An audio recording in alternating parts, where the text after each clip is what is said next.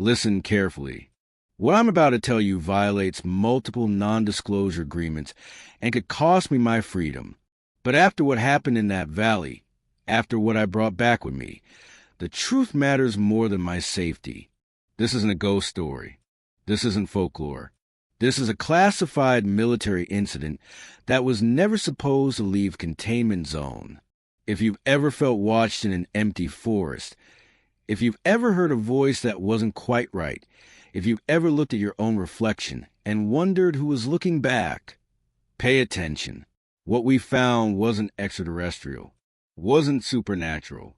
It was something older, something patient, something that wears reality like a cheap suit. And the most terrifying part? It's not contained anymore. I'm proof of that. Before we begin, do one thing for me. Check that you're alone. Really look, because some stories attract attention. And this one is a beacon. The official record states that from November 5th to November 12th, 2019, my unit participated in cold weather survival training in the Rocky Mountains. That's the paperwork. That's the cover story. The truth began on November 6th at 0430 hours when Colonel Briggs stormed into our barracks, his face pale under the fluorescent lights. He wasn't our usual CO. We'd never seen him before. "You have 15 minutes, he barked. "Full tactical gear, cold weather specs, ammunition loadout Bravo. Wheels up at 0500. No questions." But I had questions. We all did. Sergeant Marcus Thorne, my second-in-command, caught my eye with a raised eyebrow. We'd done rapid deployments before, but never with a complete stranger giving orders, never without at least a basic mission brief. As we geared up in tense silence, I noticed the other anomalies. No unit patches on Briggs or the two stone-faced officers with him. No identification beyond U.S. government on their unmarked fatigues. The paperwork Briggs carried wasn't standard military issue. It was in a plain black folder, the kind used for top-secret compartmentalized information. On the transport helicopter, a Black Hawk with all markings painted over. Briggs finally spoke over the rotor wash. "Listen up. This is a Category Amber containment and recovery operation. 72 hours ago, a private research aircraft carrying 7 personnel from Ether Corporation went missing over the Wind River Range. Last transmission indicated mechanical failure. Last radar contact placed them here." He tapped a map coordinate. "Civilian search and rescue located the wreckage yesterday morning.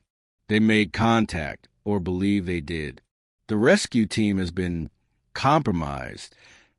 Private Daniel Kim, our youngest at 24, spoke what we were all thinking. Compromised how, sir?" Briggs's jaw tightened. "Psychiatric breakdown. All 4 members of the rescue team are currently sedated at a secure medical facility. Their debriefings, what little we got before they became non-responsive, indicate anomalies at the crash site. Anomalies?" I pressed. "Visual distortions, auditory hallucinations. One team member claimed the wreckage was arranged, not crashed. Another described seeing movement among the debris that didn't move right. Their team leader, a 20-year veteran of mountain rescue, insisted they found all 7 passengers alive and walking around. When questioned about injuries, he said they weren't injured. They were empty. Then he began screaming and hasn't stopped since. The helicopter cabin grew cold despite the heating. Thorne leaned toward me. "Empty? What the hell does that mean?" I shook my head. Before I could respond, Briggs continued. "A military containment team was inserted 24 hours ago. 8 operators from an unnamed unit. We lost all contact with them 6 hours ago. No distress signal. No emergency beacon. Just silence. Your mission is threefold. 1. Locate the missing containment team. 2. Secure the crash site and any survivors. 3. Recover all research materials from the aircraft. You will have 48 hours on the ground. At hour 47, extraction will arrive at these coordinates. He passed around GPS chips. If you are not there, extraction will leave without you. The valley will be permanently sealed. Corporal Lena Voss, our medic, frowned. Sealed how, sir? Briggs met her eyes. Thermobaric strike. This area becomes a no-fly, no-entry zone for the next century. The official story will be a wildfire sparked by the crash. That's why you have 48 hours. Not a minute more. The pieces clicked into a horrifying picture. This wasn't a rescue mission. This was a forensic investigation before cremation. We were being sent to document a crime scene before the evidence was destroyed. And the previous investigators, both civilian and military, had been mentally broken or had vanished entirely. As the helicopter began its descent into a makeshift landing zone, Briggs handed me the black folder. Your full brief. Read it on approach. And Sergeant Cale, he used my name for the first time. There's a note in there from the last team leader. He managed one transmission before going dark. 2 words. They mimic. The LZ was a small clearing surrounded by towering pines, already shadowed in the late afternoon light. A temporary forward operating base consisted of 2 tents and a communications array. The air was bitterly cold, sharp with the scent of pine and something else, something metallic and dry, like ozone before a storm. As we disembarked, a man in civilian hiking gear approached. He was out of place among the military personnel, his eyes red-rimmed from lack of sleep. Dr. Eris Thorne. He introduced himself, nodding to our sergeant. No relation, presumably. I was the research lead on the downed aircraft. I need to brief you on what we were studying. Marcus Thorne exchanged a glance with me. Doctor, with respect, we have our orders. Secure the site. Recover your team and materials. You don't understand, Thorne insisted, his voice dropping. The research wasn't in the aircraft.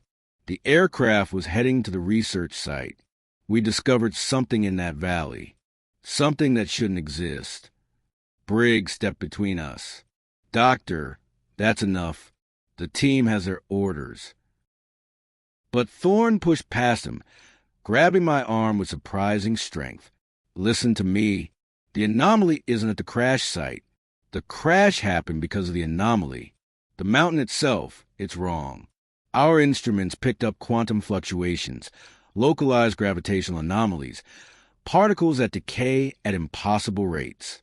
We thought we'd discovered a natural phenomenon, a unique mineral deposit affecting local physics. But then the sound started. The impressions. I pulled my arm free. Impressions? On our digital recorders. On the black boxes of 2 previous aircraft that went missing in the same valley over the past 50 years. Voices that weren't there when we recorded. Faces in the static. Always the same pattern. First they mimic environmental sounds, then animal calls, then human voices. The last recording we got, he shuddered. It was my own voice, saying things I never said, describing things I've never seen. The aircraft went down an hour after that recording. I wasn't on board because I'd sprained my ankle the day before. My entire team was. Now they're out there, or what's left of them. Briggs had 2 MPs escort the doctor away, but his words hung in the frozen air. They mimic. The mountain itself is wrong. I opened the black folder as my team did final gear checks. The mission parameters were, as Briggs described, but at the bottom, on a separate sheet of plain paper, was the promised note. Not 2 words, but a full paragraph, handwritten in rushed, jagged script. If you're reading this, they already know you're here. They learn fast. They use what they take. Don't trust echoes. Don't trust shadows that move without light. Most of all, don't trust anyone who claims to be a survivor. They'll be perfect. They'll know things only the real person would know. But they'll be wrong in small ways. A blink that's too slow. A breath that's too regular. A memory that's too clear. They're improving with each iteration. We found the civilian rescue team. They were so convincing. Until they weren't. God help us. They were the skin so well. Private Kim looked over my shoulder. Sir, what does that mean? They wear the skin? I closed the folder. It means we move fast, stay together, and verify everything. Thorne, you take point. Voss, you're behind him. Kim, you're with me. Single file formation, 10-meter intervals. Radio check every 15 minutes. If anything seems off, with the terrain, with your gear, with the person in front of you, you call it out immediately. Understood? The nods were grim. We shouldered our packs and entered the tree line as the sun dipped below the mountains. The temperature plummeted. Our path followed coordinates to the last known position of the military containment team. According to their tracker data, they had made good time for the first 6 hours, then had stopped for approximately 30 minutes.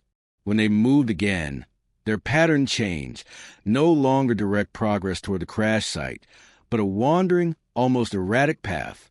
Then, for hours later, all signals ceased. The forest was preternaturally quiet. No wind whispered through pines. No small animals rustled in the underbrush. No distant calls of birds. It was as if someone had pressed mute on the world. Our boots on the frozen ground seemed unbearably loud. Dead zone, muttered Corporal Voss. No animal signs at all. Not even insects. This isn't right. Thorne held up a fist. We froze. He pointed ahead. 20 meters forward, an orange marker flag hung from a low branch. Standard military issue for marking trails. But it was tied in an elaborate, almost decorative knot, not the quick slip knot we used. And beneath it, carved into the tree's bark, were words. Turn back there, listening to carved words glisten with fresh sap, meaning they were less than an hour old. But who had carved them? The missing containment team? A survivor from the research plane? Or something else entirely? I motioned the team into a defensive perimeter, weapons at low ready. The silence pressed in, thicker now, heavier. Thermal scan. I whispered to Kim, who carried the handheld imaging unit. He raised the device, sweeping it slowly across the forest ahead. Nothing, sir. Ambient temperature only. Wait, he adjusted settings. There's cold spots. Not just absence of heat, but active cold, scattered throughout the trees ahead. Dozens of them. How cold? Voss asked, her medical training kicking in. Nothing biological could survive extreme hypothermia and still be mobile. Reading negative 10 degrees Celsius in spots, Kim reported, voice tense. But they're moving, not walking, more like drifting. And they don't show up on night vision, only thermal. Thorne moved up beside me. Sir, this matches the doctor's description. Quantum fluctuations affecting localized physics. If these things are manipulating temperature fields. He didn't finish the thought. He didn't need to. We were trained for combat against human adversaries, for survival in extreme environments, for medical emergencies. We were not trained for entities that defied physics. A sound cut through the silence, a faint, rhythmic tapping, like with knocking against wood. It came from our left, maybe 50 meters away. Then an answering tap from our right. Then from ahead, from behind, surrounding us. Defensive circle, I ordered. We formed back to back, weapons facing outward. The tapping continued for a full minute, a dissonant orchestra of knocks that seemed to communicate, to triangulate. Then a voice, a woman's voice, strained with pain. Help! Please, can anyone hear me? I'm hurt. It came from directly ahead. It sounded human, genuinely distressed. Every instinct said to respond, to help. Identify yourself. I called out. My name is Alara Vance. I was on the research plane. My leg is broken. Please, I can't move. Voss tensed beside me. That's one of the researchers, she whispered. I memorized a manifest. Alara Vance, 32 geologist. How do we know it's really her? Kim murmured. his knuckles white on his weapon. We didn't. That was the problem. The note in the folder echoed in my mind. They'll be perfect. They'll know things only the real person would know. Ilera, where are the others? I called. They went for help. Days ago. They never came back. I've been alone. So cold. Her voice was perfectly human. The tremor of fear, the pain, the desperation, all authentic. But something about the cadence felt rehearsed, like each word was being carefully selected from a limited vocabulary. Show yourself, Thorn demanded. I can't move. Please come to me. I'm by the large rock with the split down the middle. Please. I checked my GPS.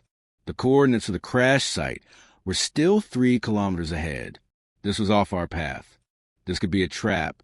But what if it was a real survivor, dying of exposure while we stood here debating? Voss! Kim, cover me. Thorn, you're with me. We approach slowly.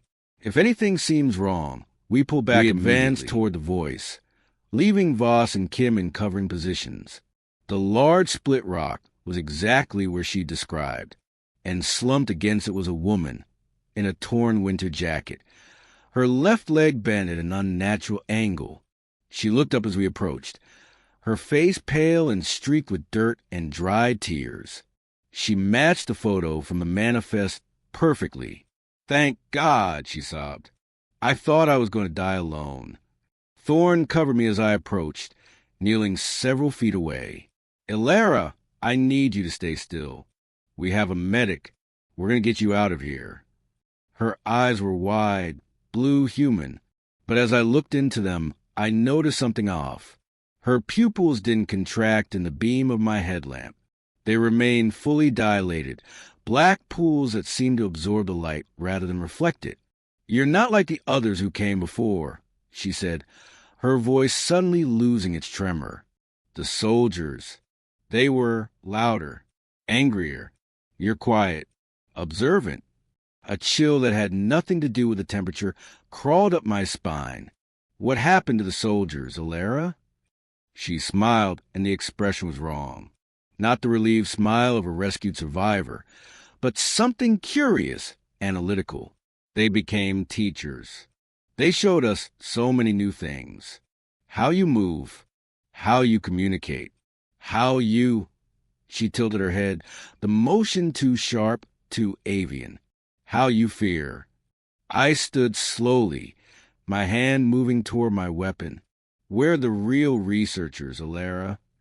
Here, she said simply, and she stood.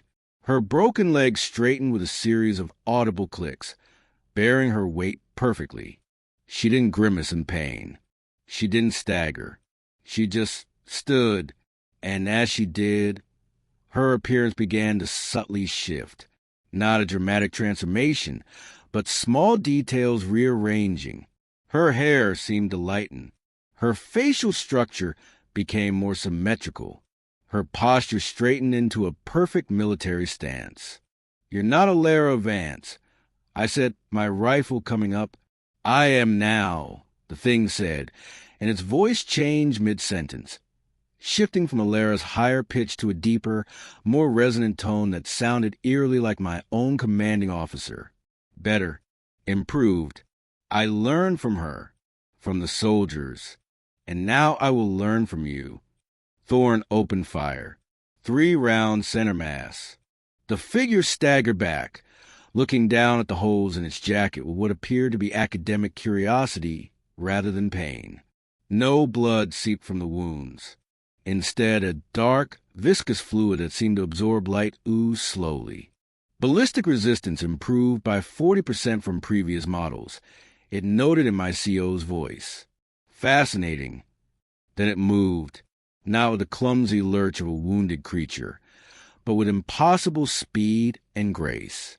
It closed the distance between us in a blur, knocking Thorn's rifle aside with one hand while grabbing my weapon barrel with the other. Its strength was immense, inhuman. Up close, the illusion of humanity shattered completely.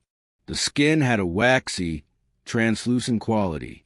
The eyes were windows into a darkness that seemed to shift and swirl with pinpricks of light like distant stars. And the smell, ozone and damp earth and something sweetly rotten, like flowers left too long in a sealed room. "Don't struggle," it whispered, now in Thorne's voice. "It doesn't hurt. We just borrow. We learn. We improve. And you get to live forever as part of something greater." I drove my knee into what should have been its groin. It didn't react. I slammed my forehead into its face. There was a cracking sound, but not a bone, more like ice breaking. Its grip loosened momentarily, and I wrenched my weapon free, firing point-blank into its head. The face melted, not in a gory, biological way, but like a wax sculpture held too close to flame. Features ran together, reformed, settled into a new configuration, a blend of my face and Thorne's. It stepped back, touching the reforming flesh with interest. Aggression response documented. It said in a hybrid voice, "Pain threshold analysis incomplete due to lack of pain receptors. Note for next iteration."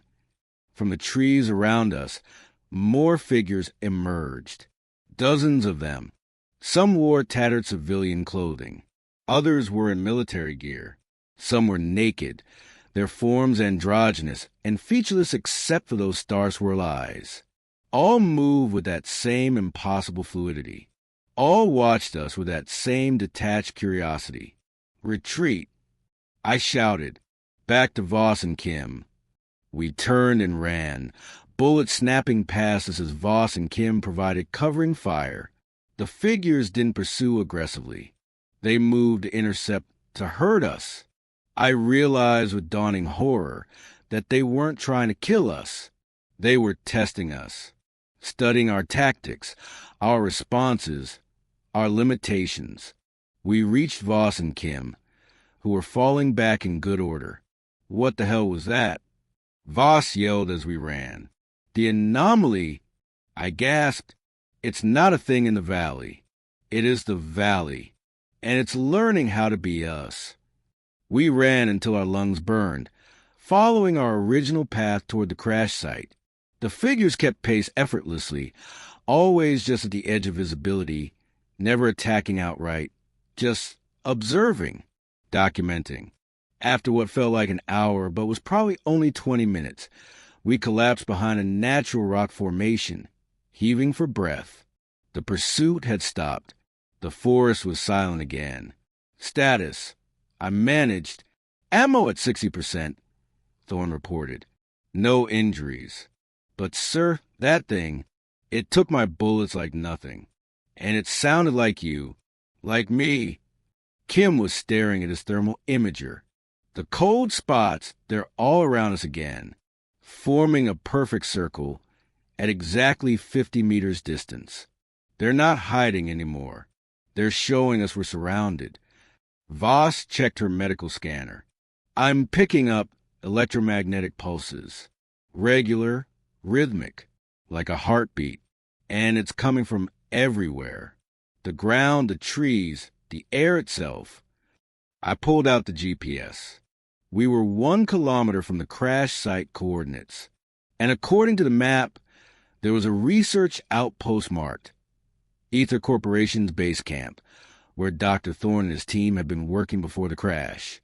It was halfway between our position and the crash site. We need intel.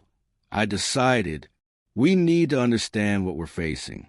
That research base might have answers, and it might have weapons or tools we can use. Thorne nodded grimly.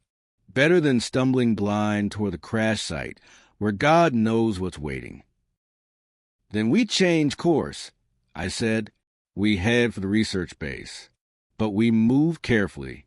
They're watching, learning, and from what that thing said, they've already borrowed the containment team, which means they might look like soldiers.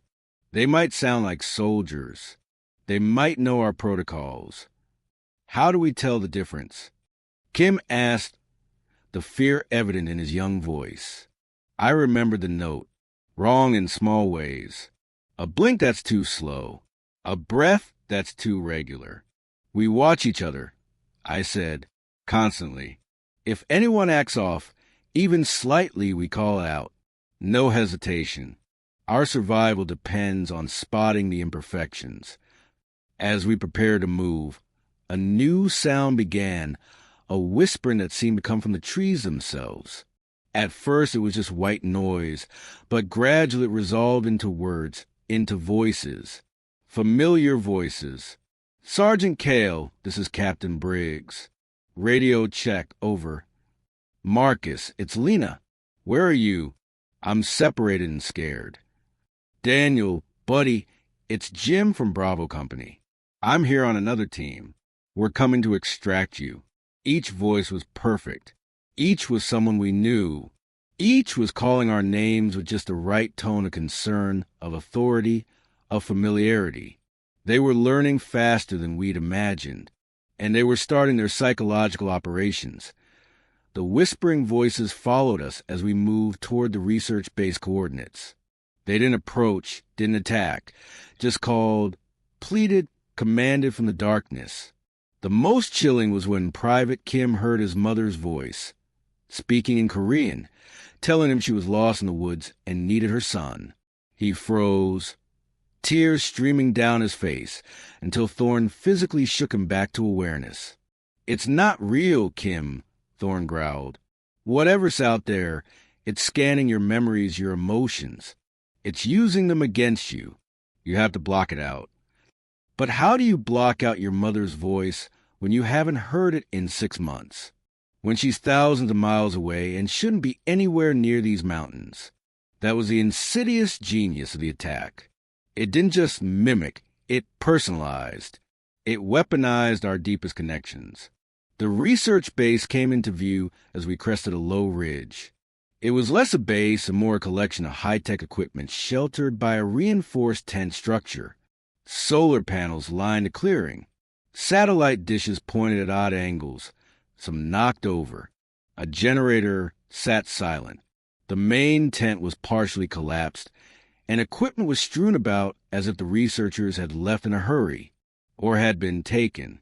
Perimeter sweep, I ordered. Thorne and I will check the tent. Voss, Kim, secure the perimeter. Watch each other's backs. The interior of the tent was a snapshot of interrupted work. Laptop sat open, batteries dead. Coffee mug sat half full, the liquid frozen solid. Whiteboards covered with complex equations and diagrams. And in the center, a large holographic display table, miraculously still powered by a backup battery. It showed a three-dimensional map of the valley, overlaid with swirling patterns of color. Look at this, Thorne said, pointing at the map.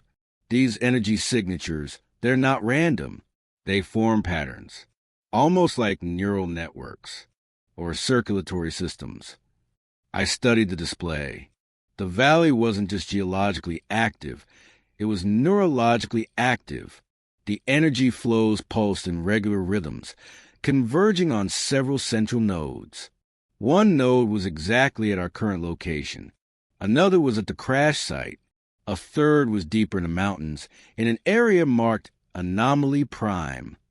They think the entire valley is a single organism, I realized, reading notes scrawled on a nearby tablet.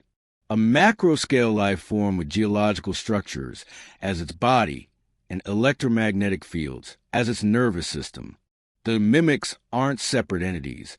They're extensions of the valley itself, like white blood cells or neural probes. Thorne picked up a research journal. Listen to this entry from Dr. Thorne, the real one. Day 47. The mimicry is improving exponentially. Today, a perfect replica of Dr. Chun appeared at camp.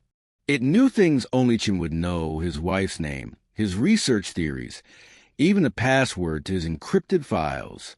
We only realized it wasn't him when we asked about his daughter's piano recital. The thing didn't understand the concept of pride. It could replicate the memory, but not the emotion behind it. That appears to be the limitation.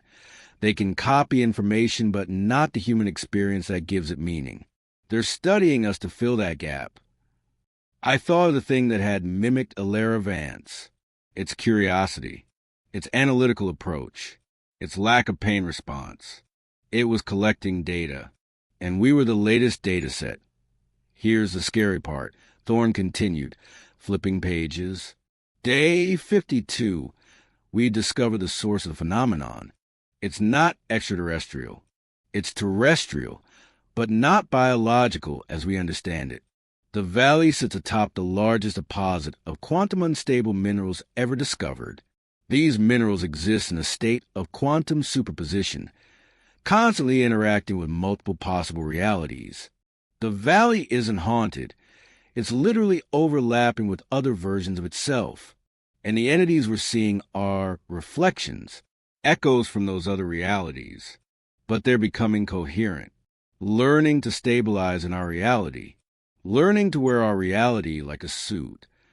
Quantum superposition, multiple realities, echoes learning to become solid. The pieces were coming together into a picture more terrifying than any monster story. They found something else, Thorne said, his voice tightening. A way to communicate, or at least to transmit. Look. He showed me the final page of the journal. A single sentence, written in shaky script. They don't want to leave the valley. They want to expand the valley, to make everywhere like here, to make everyone like them. The implications hit me like a physical blow. This wasn't about survival or territory. This was about conversion, assimilation. The valley was a cancer, and it wanted to metastasize. A scream cut through the silence. Kim's voice. We rushed outside to find Voss aiming her weapon at Kim, who stood trembling, his own rifle pointed at the ground. He's not right, Voss shouted.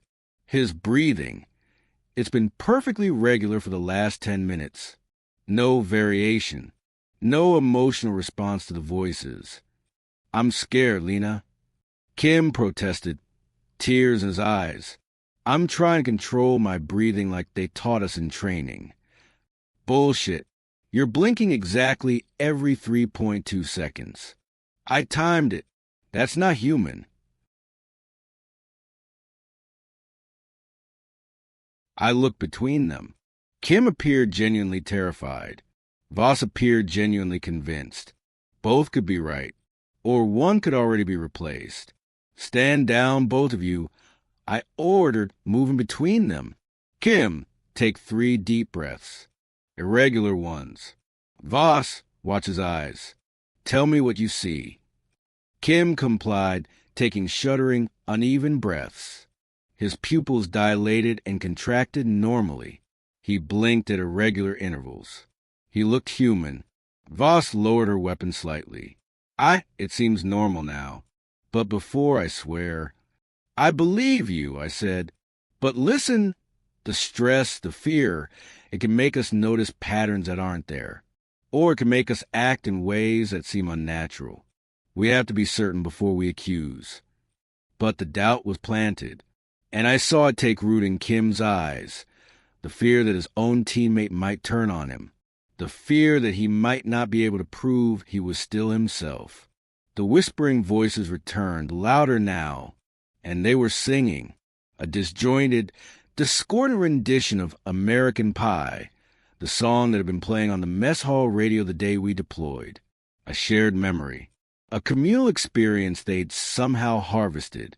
They're mocking us, Thorne said quietly, showing us they have access to everything. Collective memories, shared experiences. We need to find a way to fight back, I said. The researchers must have been working on countermeasures. We returned to the tent and began a systematic search. In a locked cabinet, we found what we were looking for, a series of prototype devices labeled quantum destabilizers. According to the notes, they emitted focused bursts of energy at specific frequencies designed to disrupt the quantum coherence of the mimics, essentially unmaking them by collapsing their superposition. There were only 3 devices, each about the size of a grenade. They came with a warning. Untested. May have unpredictable effects on local reality. Use only as last resort. I handed one to Thorn and kept one myself. The third went to Voss. Kim, you're our best shot.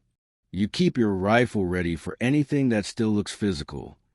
He nodded, relief flashing across his face of being trusted with conventional weapon rather than experimental tech. Now we need to decide our next move, I said. The crash site is 1 kilometer northeast.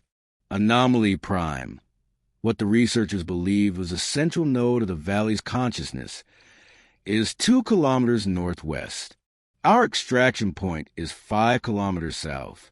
We have, I checked my watch, 36 hours until extraction, 24 hours until the thermobaric strike. We should go to Anomaly Prime, Thorn argued.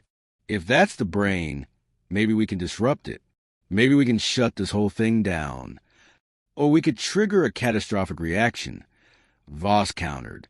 The note said the valley might expand if the central node is threatened, like an immune response. The crash site, then, Kim suggested. We complete at least part of our mission. Recover the researchers or their remains. Recover the data. But I was thinking about Dr. Thorne's final note.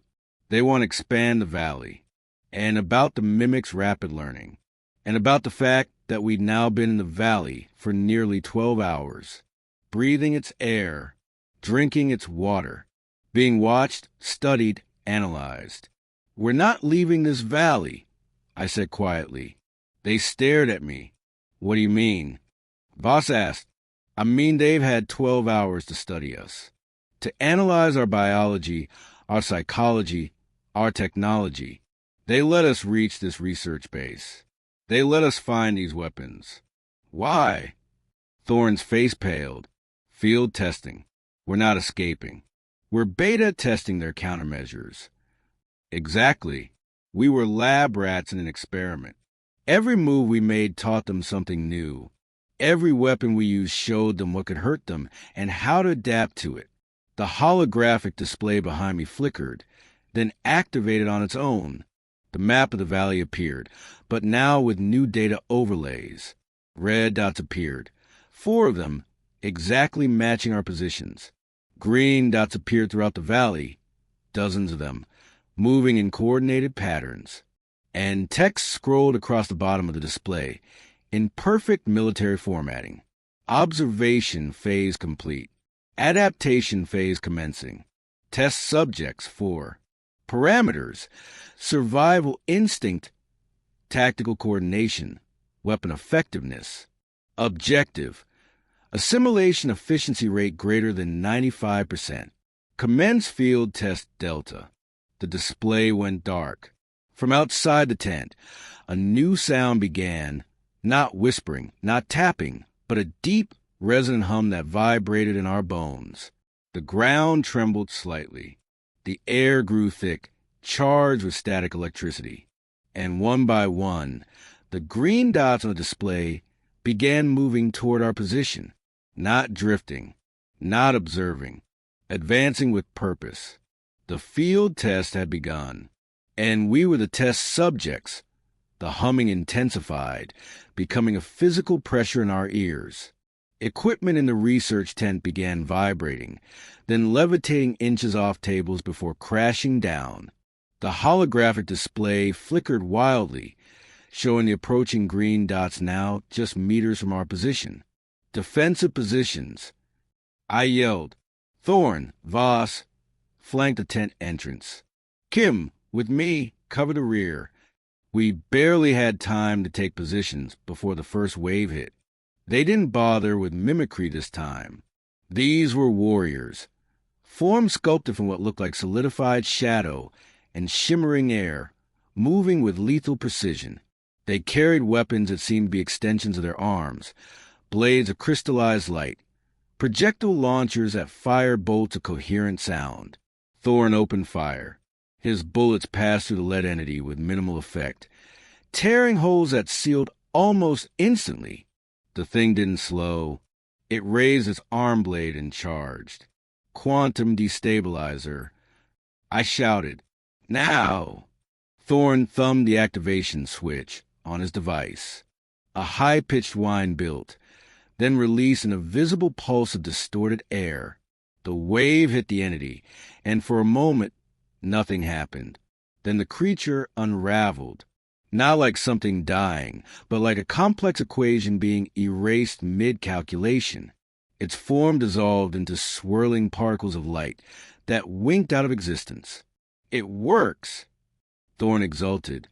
But the victory was short-lived. 3 more entities took the fallen one's place. And these were different. Their forms flickered, shifting in and out of phase with our reality. Thorn fired the destabilizer again. The pulse passed through them harmlessly. "They adapted!" Voss cried, firing her rifle to little effect. Kim tried a different approach. Their frequency shifting. He fired the ground near their feet, kicking up debris and frozen earth. One entity paused, its head tilting as it analyzed a new tactic. Then it adapted. Its feet transformed into wide, stable platforms that distributed its weight across the disturbed ground.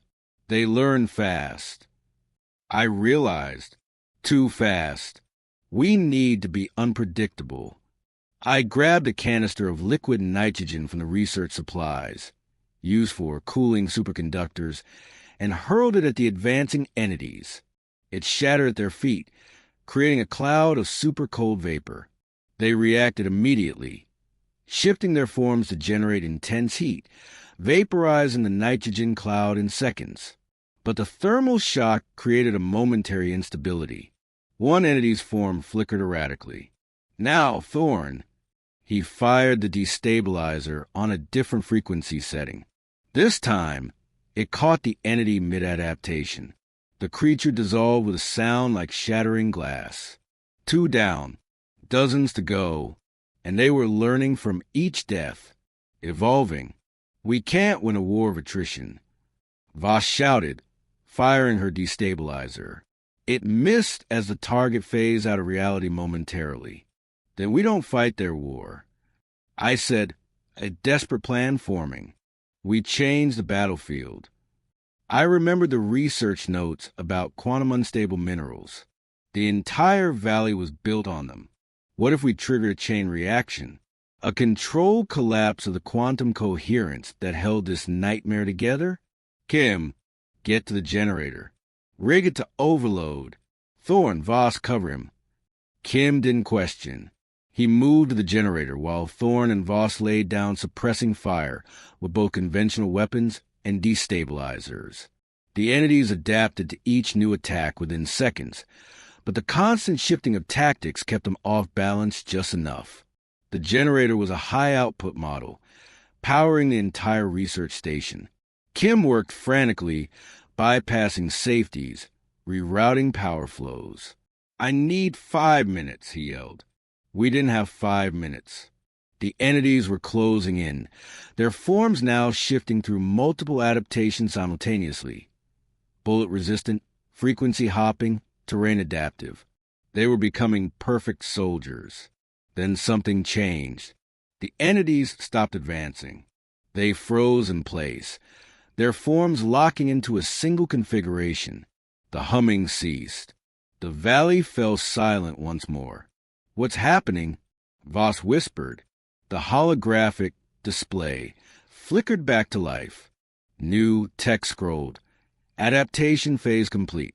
Assimilation efficiency, 87%. Suboptimal. Commencing psychological protocols." The ground trembled again, but this time with purpose. From the earth around the research base, figures rose. Not warriors this time. Not monsters. People. The missing containment team. All 8 operators, in full tactical gear. Their movements were perfect. Their equipment was authentic. Their faces were exactly as they appeared in their file photos. And behind them, the 7 researchers from the downed aircraft, including Alara Vance, her leg no longer broken, including Dr. Eris Thorn. They looked human. Completely, utterly human. "Stand down, soldiers," said the lead containment team member. Captain Reese, according to his name tape, the situation is contained. We've established communication with the native entity. It's not hostile. It was scared, defensive. We've negotiated a ceasefire. His voice was perfect. His demeanor was exactly what you'd expect from a Special Forces captain.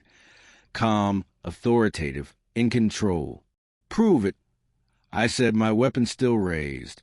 What's the extraction code? He smiled, a genuine human smile. Midnight sun. Change into Aurora at 2200. Standard protocol. Now lower your weapons. You're safe. He was right.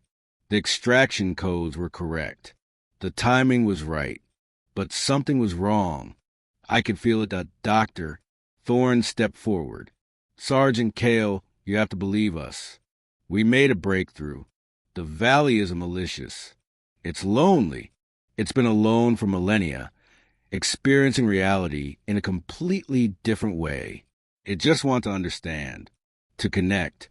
We can help it. We can teach it to coexist.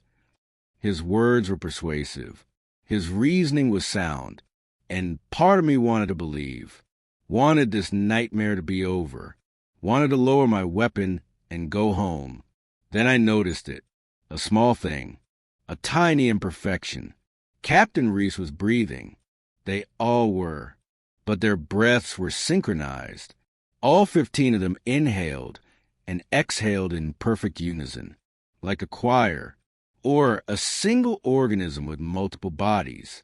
Don't, I whispered to my team, don't lower your weapons. They're offering peace. Kim protested. They know the codes. They're our people. Look at their breathing. I hissed, all together. That's not human. The figures froze. Their synchronized breathing stopped. Captain Reese's smile didn't falter, but his eyes lost their human warmth, became analytical again. Interesting, he said, and now his voice had that familiar detached quality. The synchronization tells were noted in previous iterations. We believed military training would account for disciplined breathing patterns. Apparently, the subconscious recognition persists. Note for next iteration. Introduce random variants in autonomic functions. The illusion shattered. The human faces remained, but now they wore expressions of cold curiosity rather than relief. Assimilation efficiency remained suboptimal, Dr. Thorne's duplicate said. Psychological resistance persists despite perfect mimicry. The emotional component remains elusive. Perhaps direct integration is required. The figures began advancing again, but slowly, deliberately. Kim, the generator. I shouted. Almost there, he called back. 30 seconds. We didn't have 30 seconds. Thorne and Voss fired their destabilizers. The pulses hit 2 of the containment team duplicates. They unraveled, but the others didn't react beyond noting energy weapon frequency logged. Adapting. They were past learning. Now they were cataloging. Got it. Kim yelled, "Get clear." We turned and ran as Kim triggered the overload. The generator whined to a painful pitch, then exploded in a ball of blue-white energy that didn't behave like any explosion I'd ever seen. It didn't expand outward. It imploded, then expanded in pulses like a heartbeat. The ground heaved. The air crackled with discharged energy. And the quantum unstable minerals in the earth for a fraction of a second. Reality, I saw multiple versions of the valley superimposed. One where the trees were different. One where there was no forest at all, just bare rock. One where the research base was a thriving facility. One where we were already dead, our bodies being studied by curious entities. Then reality snapped back with a sound like a thunderclap in a vacuum. The duplicates were gone. The entities were gone. The valley was silent. And the ground was different. The snow was gone. The trees looked younger, healthier. The research base was intact, not partially collapsed. What happened? Voss whispered. Kim stared at his hands. I think we shifted realities. Just for a moment, the generator overload triggered a quantum cascade in the mineral deposits. We're not in the same valley anymore. Or not exactly. Thorne checked his GPS. The coordinates were the same, but the elevation was off by 30 meters. The magnetic north reading was off by 5 degrees. We're in a different quantum state of the same location. I realized, remembering the research notes. A different layer of the superposition. The holographic display flickered, showing a map of this new reality. The energy patterns were different here, less organized, more chaotic. And the central node, Anomaly Prime, pulsed with sickly yellow light instead of the steady blue from before. We bought time, I said, but we're not safe. They'll find us, or versions of them will. And now we're trapped in a reality that might be just as dangerous. Kim finished checking the equipment. The destabilizers are drained. 1 shot each left. Conventional ammo at 20%. We have 12 hours until extraction. If extraction can even find us in this reality. Voss treated minor injuries from the fight, cuts, bruises, the psychological wounds that ran deeper. We can't fight them. We can't hide from them. What options do we have? I looked at the map, at the pulsing yellow node. Anomaly Prime, the heart of the valley, or the tumor, depending on your perspective. We go to the source, I said, not to fight, to understand. Maybe there's a way to communicate, to negotiate, or, if not, maybe there's a way to collapse this entire quantum mess permanently. That's suicide, Thorne said. Staying here is suicide. I countered. Waiting is suicide.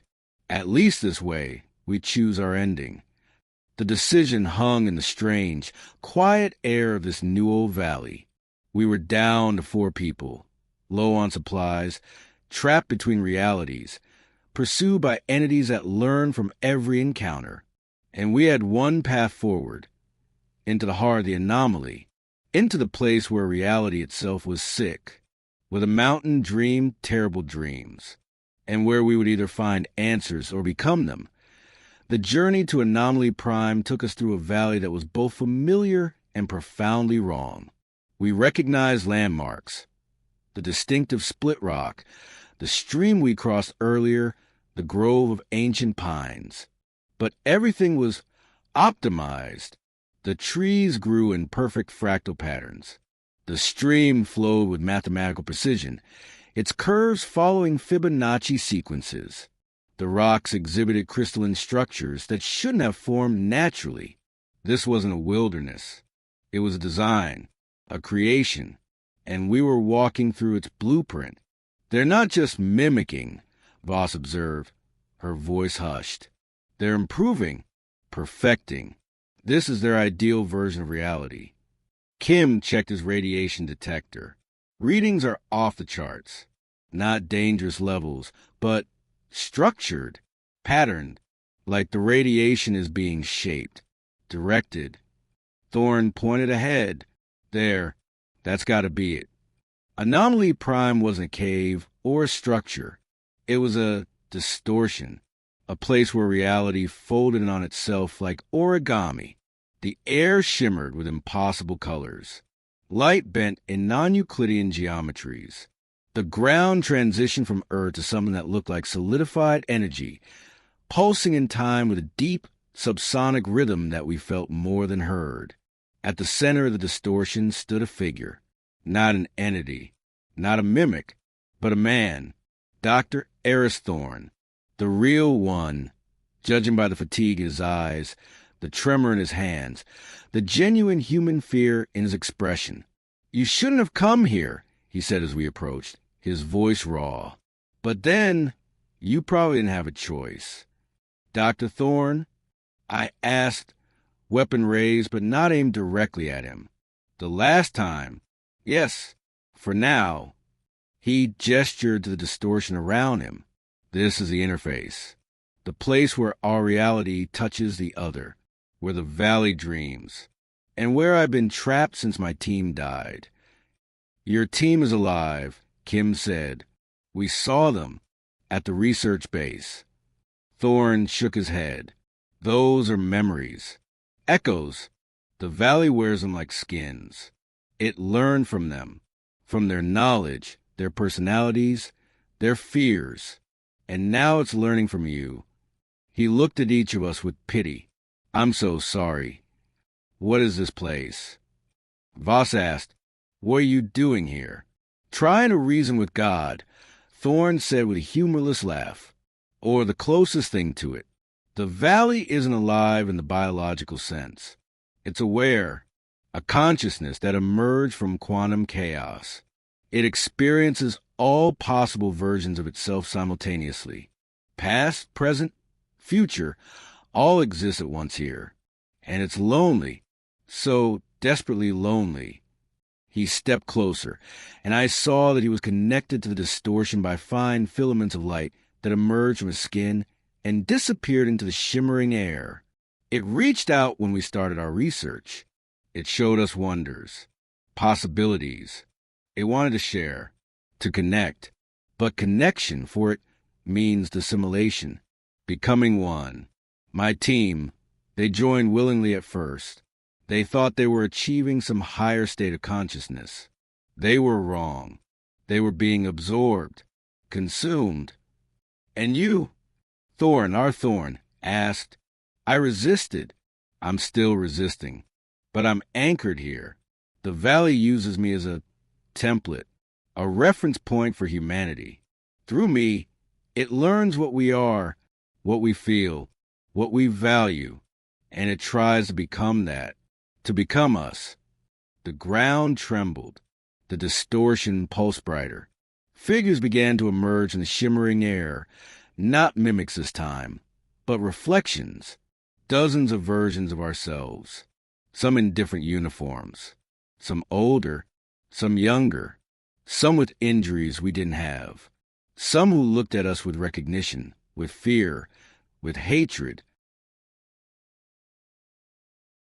Other possibilities, Thorn whispered, other versions of you from other layers of reality. The valley is bringing them here, consolidating, learning from all of you simultaneously.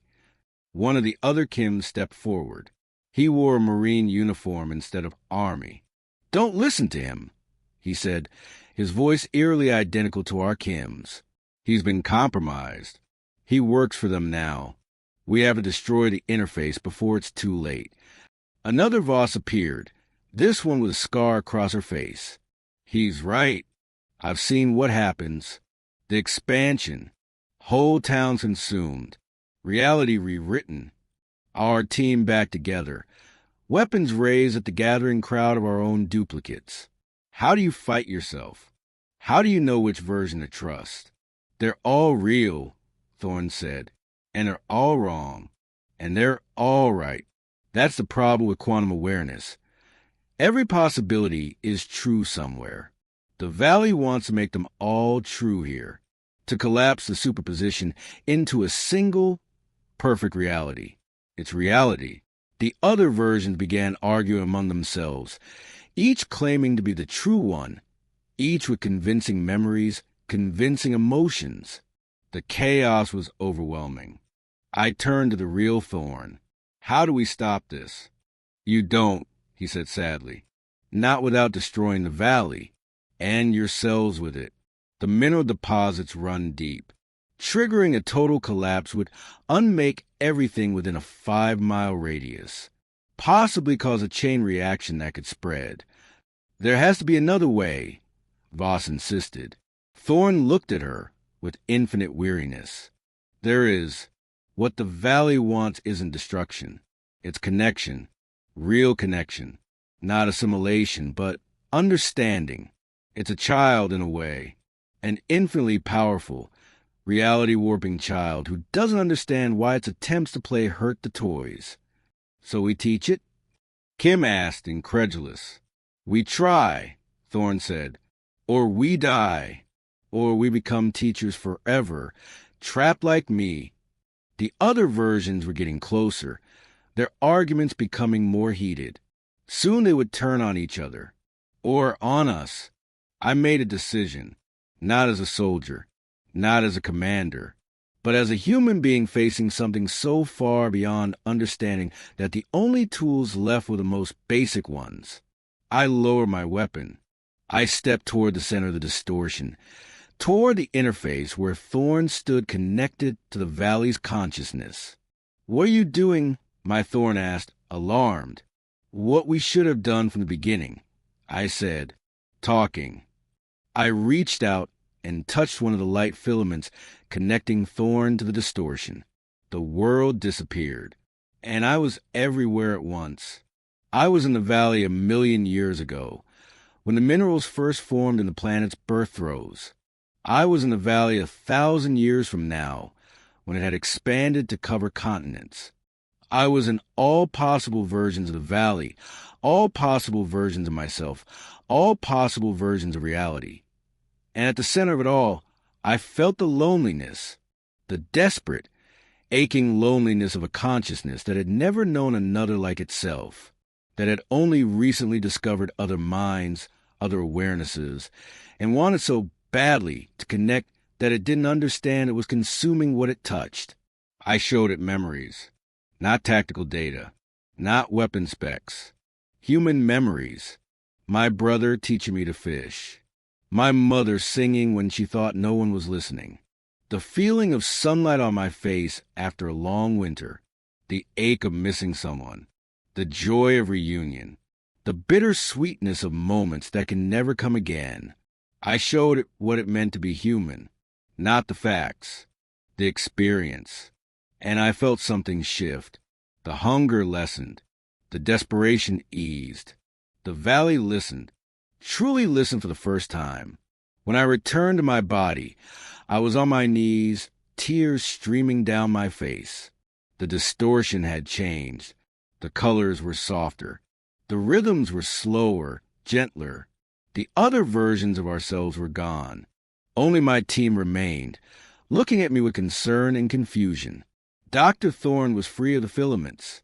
He stumbled forward, catching himself. What did you do?" I gave it what it wanted. I said, my voice hoarse. Not consumption. Companionship. Understanding. The ground steadied. The air cleared. The distortion remained, but it was peaceful now, contained. "It will sleep," I said, knowing it as certainly as I knew my own name, "for a long time. And when it wakes, it will be different. Kinder. It just needed to know kindness was possible." Thorn, both Thorns, helped me to my feet. "Is it over?" Voss asked. "For us," I said. "Maybe, but the valley remains. The potential remains. And the world now knows about it." As if on cue, the humming of helicopters approached. Not our extraction, different birds, more of them, and soldiers fast roping down, not in our unit's gear, but in unfamiliar black uniforms with no insignia. "Containment team," Dr. Thorn said bitterly. "The ones who clean up messes like this. They'll seal the valley anyway. They'll erase everything." The black-clad soldiers surrounded us, weapons trained. A man with Colonel's eagles approached. "Sergeant Kale, you and your team are to be debriefed. The valley is now under permanent quarantine. What you've seen, what you've experienced, it never happened. And if we talk..." I asked. "You won't," he said simply. "You'll be given a choice. Quiet retirement with monitoring or assimilation into the containment program. Either way, this ends here." I looked at my team, exhausted, traumatized, but alive, human. I looked at the now peaceful distortion, and I knew the truth. Some doors, once opened, can never be fully closed. Some knowledge, once gained, can never be forgotten. And some connections, once made, can never be broken. The valley would sleep, but it would dream of us. And somewhere in those dreams, we had taught a god how to be gentle. That would have to be enough. If you've made it this far, you understand now. This wasn't just a story. It was a transmission, a warning, and an invitation. The human mind craves patterns. We look at the shadows in the forest and see monsters. We hear noises in the night and imagine threats. We watch the stars and wonder if we're alone. But what if the truth is stranger? What if the mountains themselves dream? What if the silence between heartbeats isn't empty, but full of something listening, learning, waiting to understand us? I'm recording this from an undisclosed location. They monitor me, of course. They read my emails, track my movements, listen to my calls. But they can't monitor everything. They can't hear the thoughts I don't speak aloud. They can't see the memories I revisit in the quiet moments before sleep. And they definitely can't stop me from sharing this with you. The valley is real. The event happened. My team, some of them are still with the program. Some of them retired. Some of them changed. We all did, in ways both subtle and profound. We dream the same dreams sometimes. We wake at the same hour, feeling watched. We hear the same humming in perfect silence.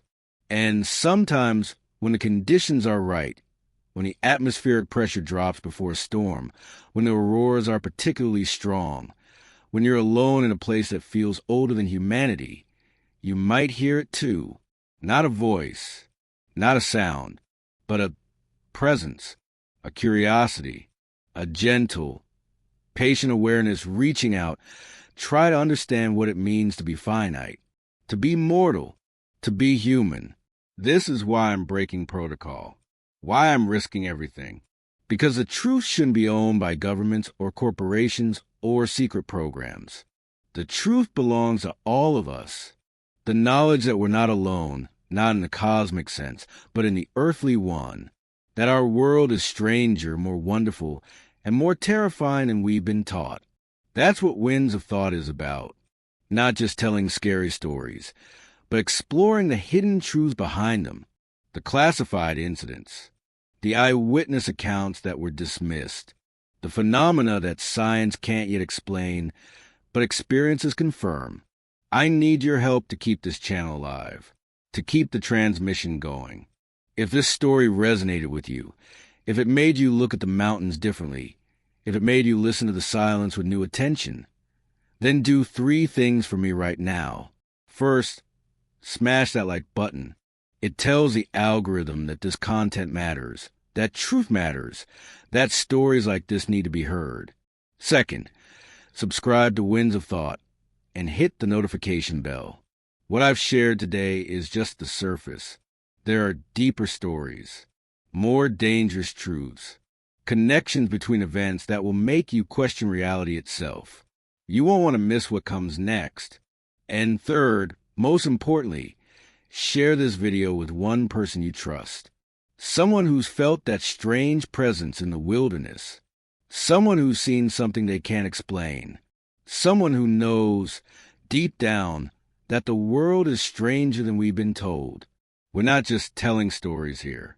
We're building a network, a community of the curious, the questioning, the aware, and together, we might just understand what's really happening in the quiet places of our world. Look out your window. Listen to the night. Feel the age in the stones beneath your feet. You're not imagining things. You're remembering, and they're listening. Stay curious, stay brave, and stay tuned. We'll see you in the next one.